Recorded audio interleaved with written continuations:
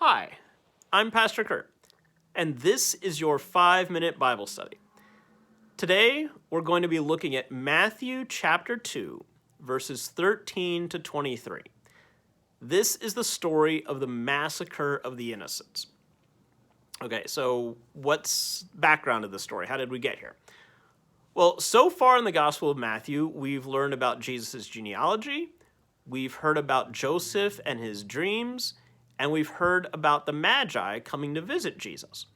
Well, when the Magi come, first they come to King Herod to find out where has been born this new king.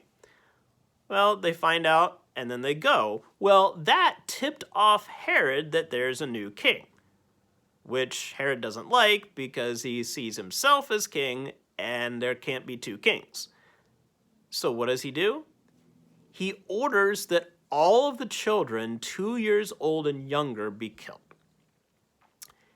Usually when we think of the birth story of Jesus, we think about the happy stuff. We think about the shepherds and the angels and the manger and all that good stuff. Well, around that story, there's also this dark part where all of these other children are killed.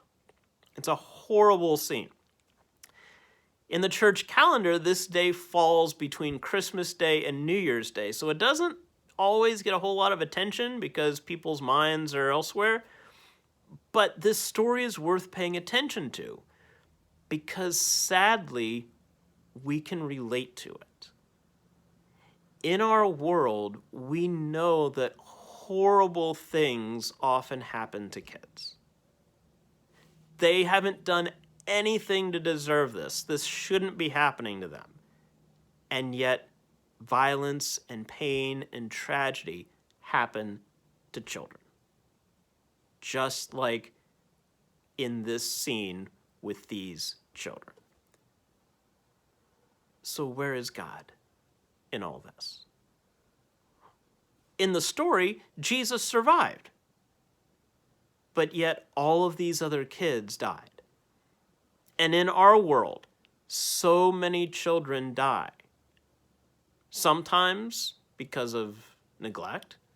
Sometimes because people with power, like Herod, simply exercise their power in such a way that innocent people, especially children, face the consequences of it. So then where is God when these horrible things happen? I think in this story, we can see that God is in the fact that Jesus survives.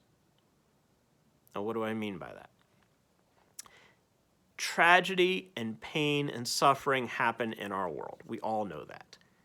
And sometimes the people who feel the effects of it are children. We know that too. But when we see that Jesus survives and his story goes on, it reminds us that there is no tragedy, no pain, no suffering that can defeat Jesus. Not even death can defeat Jesus. Jesus always brings new life.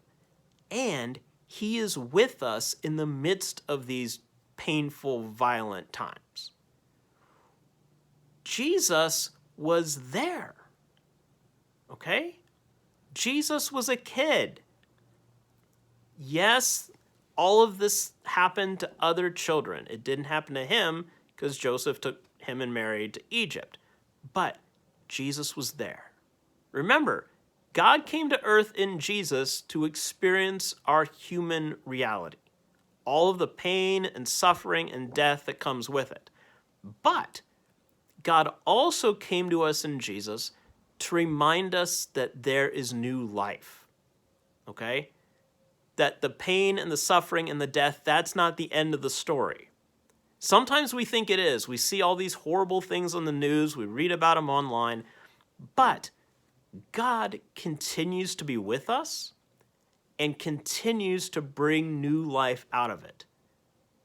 It is sad. It's horrible when children die. It was horrible back then. It's horrible today. But when we read this story and we see that Jesus' story continues, we're reminded that new life continues.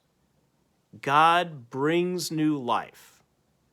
So if you have experienced some kind of tragedy, or you know someone who's experienced some kind of tragedy, especially if it deals with kids, first of all, that's horrible. Second of all, please know that God is with you. God brings new life. I don't know what that new life is going to look like in your situation, but I know that's the promise, that God is with you. God knows your pain and your suffering, but God also promises to bring new life. Our prayer is that you will experience God's peace and God's comfort in these horrible times. There's your 5-minute Bible study for the day. Please remember to like, comment, share, and subscribe, and I'll see you next time. Thanks.